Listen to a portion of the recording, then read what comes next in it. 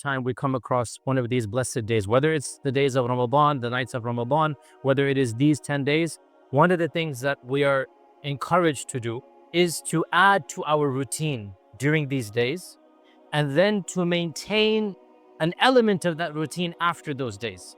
A very simple sunnah that is something that should be a part of our schedule as much as we can throughout the year. And that is the sunnah of Salat al-Duha. The sunnah of Salat al-Duha. Salat al-Duha is a very, very strongly encouraged sunnah. It is small in its time frame, and yet its reward is massive. Or scholars say that despite the fact that it is shorter, its rewards are so great, is that duha time frame is typically the time frame when we are busy with the dunya. That's when we go to work, when we're in the fields, when we're doing business. So if we can break away from our dunya routine, even for 10 minutes, 5 minutes, that blessing is equivalent to a much longer time frame outside of Salat al-Duha. And Abu Hurairah radiallahu anhu said, my Khalil, my best friend, he advised me 3 things. I will never leave them until the day that I die. Number 1, he advised me to fast 3 days of every month. Number 2, he advised me to pray my witr before I go to sleep. Never leave witr salah. And number 3, he advised me to pray Salat al-Duha. So Abu Hurairah radiallahu anhu would have these as his 3 sunnah routines. He never gave it till he died. 3 days fasting of the month, praying the qiyam and tahajjud and witr every night, even if he's not going to wake up. Before he goes to sleep, he's going to pray it. And Salat al-Duha every single day.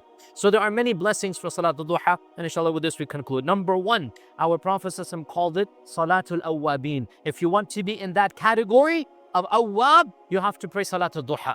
Number 2, our Prophet ﷺ gave it of the specific advice to Abu Hurairah, that he said, Awsani, the wasiyah. Number 3, he considered praying even 2 rak'ah, which is the minimum, to be equivalent to having done your duty to thank Allah for every single blessing that you have been given. That's the bare minimum that we should do. Number 4, our Prophet ﷺ added something to that, and he said, whoever prays Fajr in Jama'ah and then sits in his place doing dhikr and then prays 2 rak'ah, which is the earliest time of Salat al-Duha. By the way, Ishraq is what you call duha when it's done early.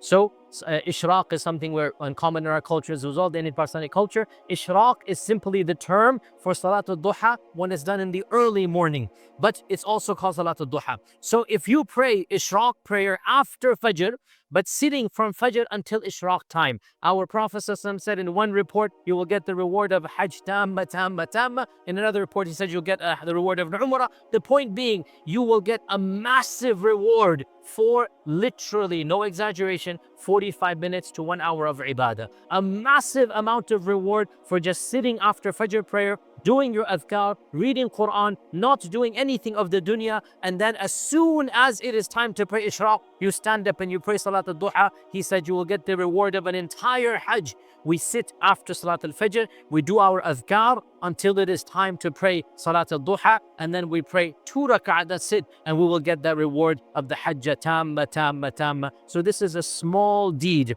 and yet its rewards are immense in the eyes of Allah. I ask Allah Azza wa Jal to make us of those who pray Salat al-Awwabin, and to make us of the ranks of the people of the Awwabin. Wa jazakumullah khair. Wassalamu alaikum wa rahmatullahi wa barakatuh.